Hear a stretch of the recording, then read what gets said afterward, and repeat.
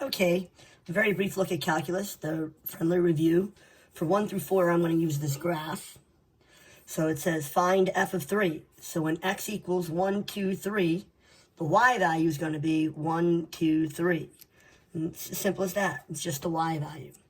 Now, as x approaches 0, find the limit as x approaches 0.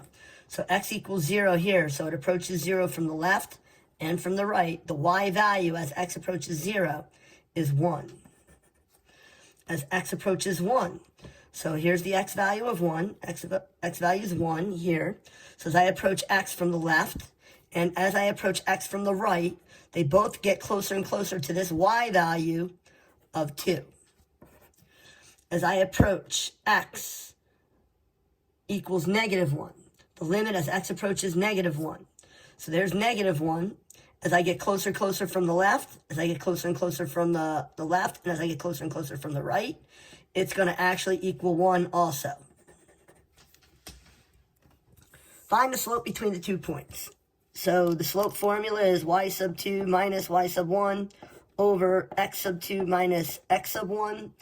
So I'm going to set up my little template, and I'm going to do 7 minus -2, so that's going to be a +2, -2 minus 3, and do my arithmetic, so that's going to be 9 over -5, or -9 fifths. -9 fifths. Now I want to use the graph for 6 through 9. So the graph says find the slope at x equals 2. F prime of 2 means find the slope of the line at x equals 2. So at x equals 2, this is the point, but the slope of this line that point is on seems to go up 1 over 2. The slope of this line that x equals 2 lies on is up 1 over 2. Remember, the derivative is slope. So the slope at x equals -1/2. The slope at x equals -1/2. So I go to -0.5, and the slope of this little line segment is 0.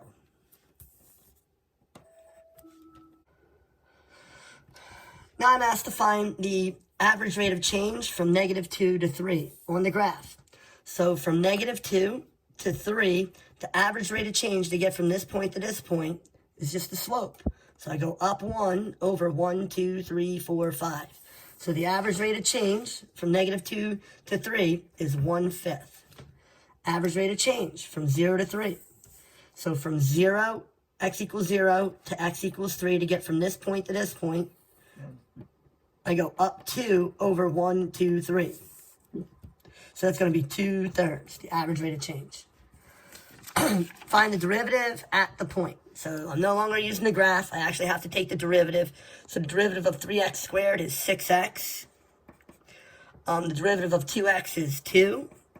And they want me to plug this 2 in after I took the derivative. So 6 times 2 is 12. 12 plus 2, so that's going to equal 14. 14 is my answer. The derivative of negative cosine is sine of x, and they want me to find sine of 45 degrees. So in order to do that, I'm going to go to my trig table and find sine of 45 degrees. And sine of 45 degrees is root 2 over 2.